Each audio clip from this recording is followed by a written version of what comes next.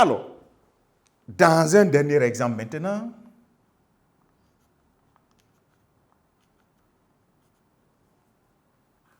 on va dire, alors, les enfants auxquels vous pensez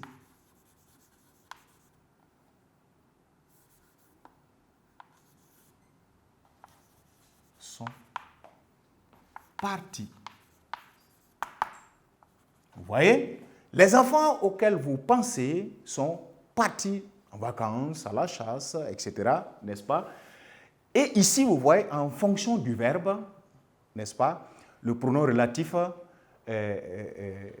peut varier, mais en réalité, ce n'est pas forcément en fonction du verbe, mais en fonction de la fonction qui va se dégager. Vous voyez, le pronom relatif peut ne pas être le même. Si vous dites les enfants que vous pensez, on ne pense pas quelqu'un, on pense à quelqu'un. D'accord? De sorte que si je souligne auquel, regardez comment il est écrit. En réalité, si on détache bien auquel, vous allez avoir au, n'est-ce pas, pluriel de à l'école, n'est-ce pas?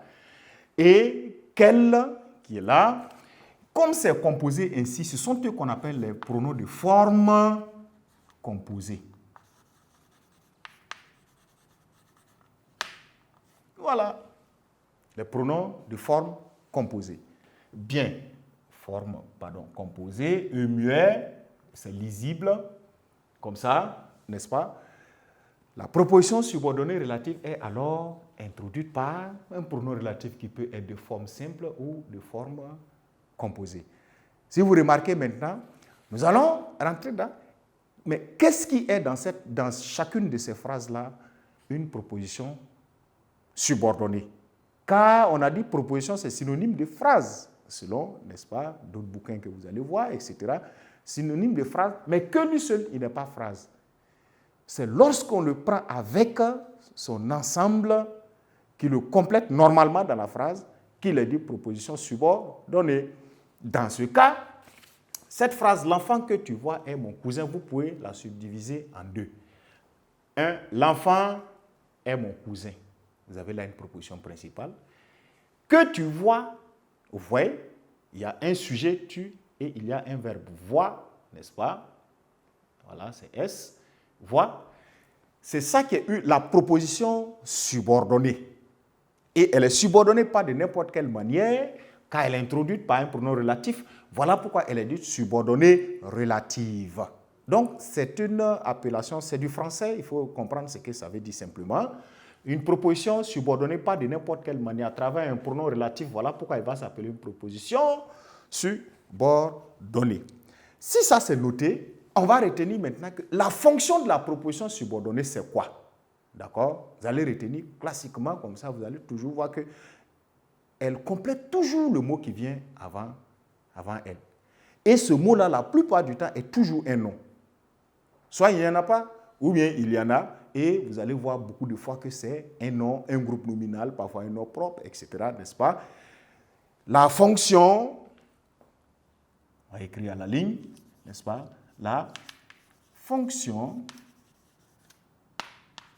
de la proposition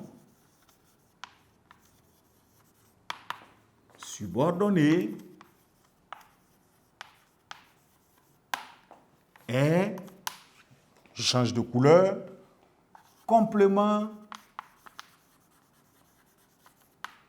de l'antécédent.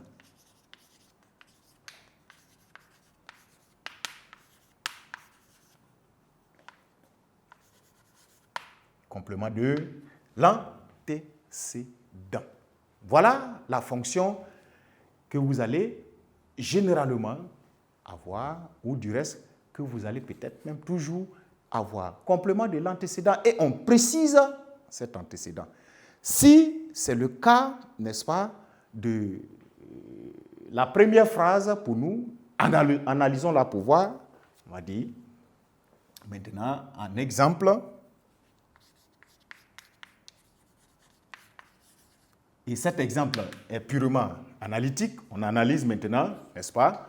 L'enfant que tu vois est mon cousin. L'enfant que tu vois est mon cousin. Si on a dit ça ainsi, d'accord, on va mettre en rouge la proposition subordonnée.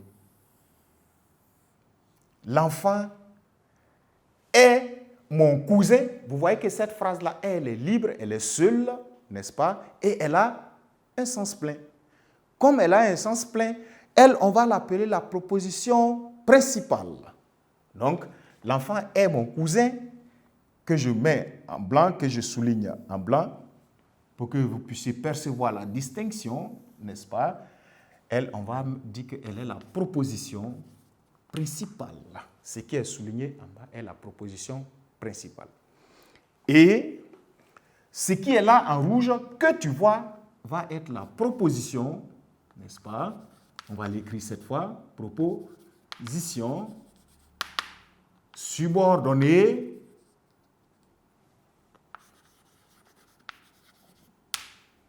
relative. Elle est la proposition subordonnée relative. Mais attention, l'analyse n'est pas complète tant que vous ne donnez pas les autres renseignements tels qu'on l'a dit. N'est-ce pas? Si vous dites qu'une proposition est subordonnée, il faut donner les autres détails tels que à travers quoi elle est subordonnée et quelle fonction elle a. En ce moment, l'analyse est véritablement complète. On va dire la proposition subordonnée relative, n'est-ce pas? Premier élément d'analyse. Deuxième élément d'analyse, on va dire introduite. Introduite, n'est-ce pas? Par le pronom relatif. On va le mettre en griffe. Le pronom relatif que, n'est-ce pas? Le pronom relatif que. Et vous allez vous rendre compte que le deuxième élément d'information sur l'analyse de la proposition subordonnée là est tombé. C'est ici. Il faut informer, on ne peut pas dire vaguement comme ça, proposition subordonnée relative. Mais relative, introduite par quoi? Ou qu'est-ce qui la rend relative, n'est-ce pas? La fonction vient maintenant et, comme c'est bien dit ici, la fonction de la proposition subordonnée est, d'accord, complément de l'antécédent. D'accord? Il s'agit de la subordonnée naturellement relative. Bien. Voilà. Complément de l'antécédent